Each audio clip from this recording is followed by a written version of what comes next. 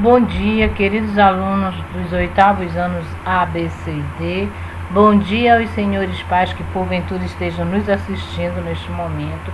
Estamos aqui de volta para, mais uma vez, estudarmos a disciplina História Afro-Brasileira.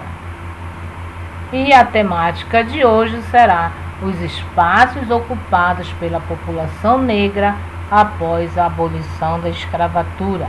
É uma questão que, após a abolição da escravatura, para onde é que vão essas pessoas que foram escravizadas por mais de 3 séculos? 13 de maio. Vamos começar a falar do dia 13 de maio de 1888, que nós sabemos que foi nesse período que a princesa Isabel ela assina a lei que vem dar liberdade a todas aquelas pessoas que eram escravizadas naquele período.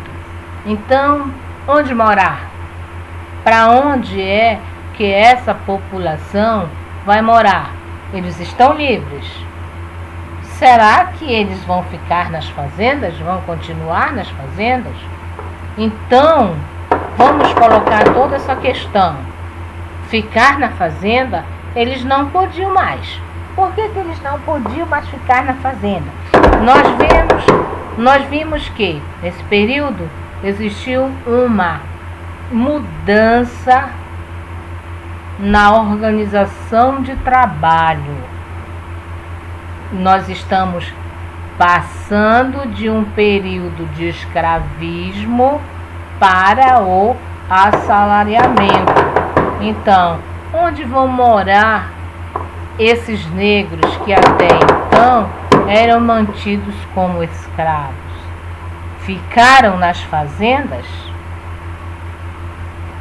Alguns até podem ter ficado nas fazendas trabalhando em troca de um prato de comida, podemos dizer assim. Porque nesse momento o Brasil abre suas portas para receber imigrantes europeus, pessoas brancas. Então, as pessoas beneficiadas aqui, entre aspas, essa mão de obra será branca. Os negros aqui, antes escravos, agora homens livres e pobres, vão ficar fora do mercado de trabalho, porque a maioria dos empregadores não vão pagar salário para os ex-escravos, e sim para os imigrantes europeus brancos. Então, nós temos aqui a questão da exclusão. Com a chegada desses imigrantes europeus, os negros ficam excluídos, marginalizados, porque eles ficam sem trabalho, sem acesso à escola. Como é que essas pessoas vão conseguir um emprego? Vai ficar muito difícil a situação, porque não houve um projeto para que esses negros fossem inseridos no mercado de trabalho, inseridos na sociedade brasileira após a abolição da escravatura. Então, para onde vão? Perguntei para vocês. Aonde vão morar essas pessoas? Vão para onde? Para os quilombos, para os mocambos, para as palafitas, para os cortiços, que nós já discutimos um pouco sobre cortiços e vamos continuar discutindo os cortiços nas nossas próximas aulas. E mais posteriormente eles vão morar para as famosas favelas que são tão comentadas na nossa atualidade. Então, olha só a forma que essas pessoas vão morar: quilombos, mocambos, cortiços, palafitas e posteriormente nas favelas. Então, podemos dizer assim que a marginalização dos negros não acabou. Essa marginalização apenas mudou de roupagem. Por que mudou de roupagem? Porque antes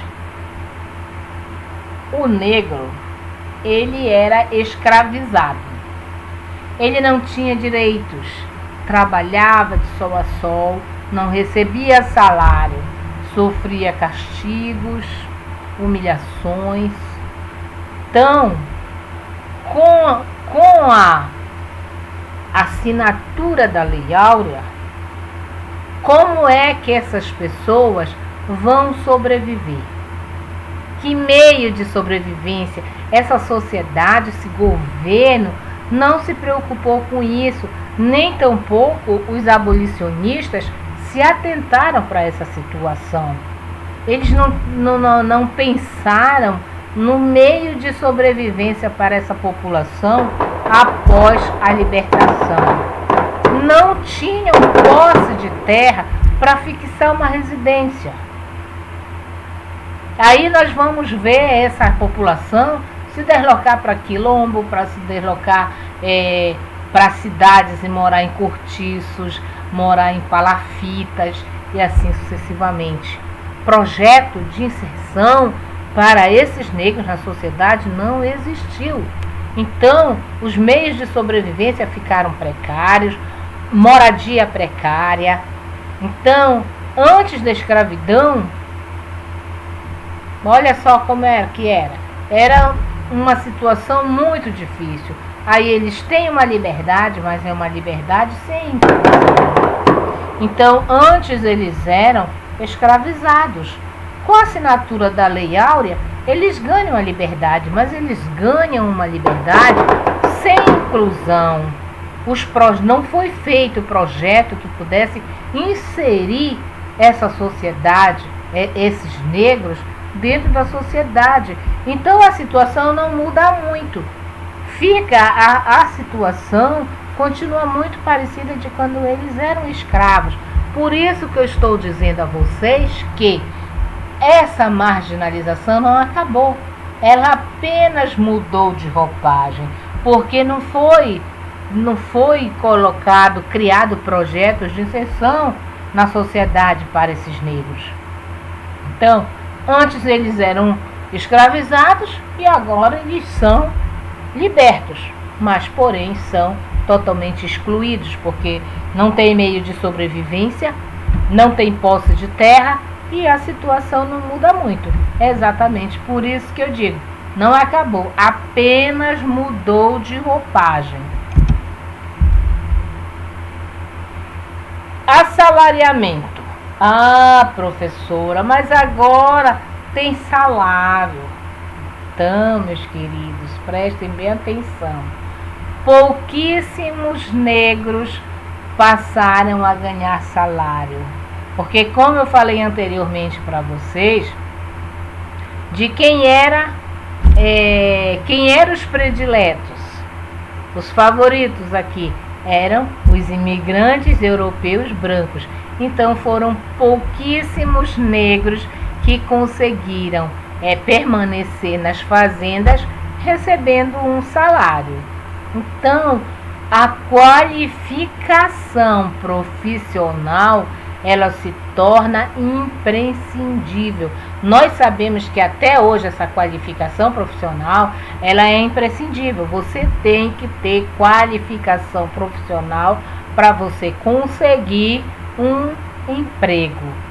Então, o mercado de trabalho, não só naquele período, mas nos dias atuais, na contemporaneidade que nós estamos vivendo, o mercado de trabalho tem mais oferta, tem mais procura do que oferta. Então, tem mais pessoas que procuram emprego do que emprego a ser oferecido. E o mercado de trabalho se torna inteiramente seletivo. Isso perdura até os dias de hoje. Isso é fato. Nós vemos que essa tendência, ela continua nos dias de hoje. O mercado de trabalho é seletivo, Existe mais procura do que oferta. Qualificação profissional é imprescindível. Os negros estão no último lugar na preferência. Eles estavam naquele período, no pós-abolição, e continua até hoje. Por isso que eu coloquei assim, tendência que continua até hoje. Então é isso. Aos negros resta o quê? Restam pequenos serviços. Que serviços são esses? O comércio ambulante, o biscate, que esses negros passam a viver, como vocês mesmos dizem, de bicos, fazendo serviços pessoais. Então, vivendo praticamente num regime de semi-escravidão, muitos, né? Então, meus queridos alunos, estarei postando no grupo do WhatsApp a resolução da primeira atividade proposta do segundo semestre. A primeira atividade do segundo semestre. Texto de apoio para leitura e resolução dessa atividade que eu também vou estar postando. Atividade relacionada à temática discutida. Exatamente essa temática que nós acabamos de discutir, eu vou cobrar uma atividade relacionada a ela. Data de entrega até o dia 18. Queridos alunos, senhores pais, orientem seus filhos para que eles resolvam a atividade de caneta preta ou azul, porque de lápis fica inviável para que a gente fique corrigindo. Não dá para compreender, principalmente quando as fotos não estão legíveis.